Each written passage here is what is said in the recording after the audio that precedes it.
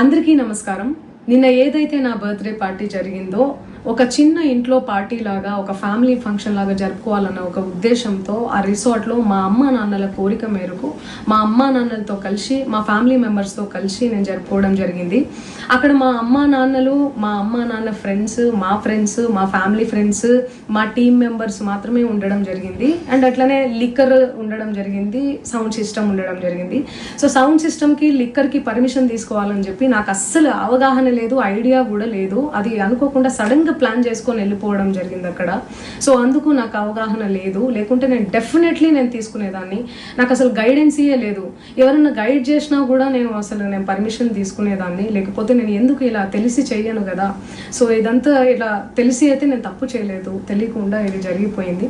And అక్కడ local liquor తప్ప అసలు వేరే ఏ ఇతర పదార్థాలు, మత్తు పదార్థాలు కానీ వాడడం అసలు జరగలేదు. అక్కడ దొరకలేదు కూడా, పోలీసులు సెర్చ్ చేసినా కూడా.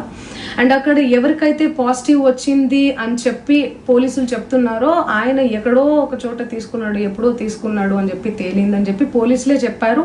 అండ్ అది ఇన్వెస్టిగేషన్ కూడా జరుగుతుంది. మేము కూడా పోలీసులకు కోఆపరేట్ చేస్తున్నాము. అండ్ నేను ఎందుకు ఇలా చేస్తాను, అసలు నాకు తెలిసి ఎందుకు చేస్తాను, మా అమ్మా నాన్నలతో దట్టు మా అమ్మా నాన్నలు పెట్టుకొని ఇలాంటివి నేను ఎంకరేజ్ చేస్తానా, ఇలాంటివి చెప్పండి. అండ్ ఒక రోల్ మోడల్గా, ఒక ఇన్స్పిరేషనల్గా ఉండాలని అనుకుంటాను, కానీ నేను ఇలా ఎందుకు నేను చేస్తాను. సో ప్లీజ్ దయచేసి మీడియా మిత్రులకు నా విన్నపం ఏంటంటే, ఆధారాలు లేని అభియోగాలు నా మీద అస్సలు మోపద్దు ప్లీజ్.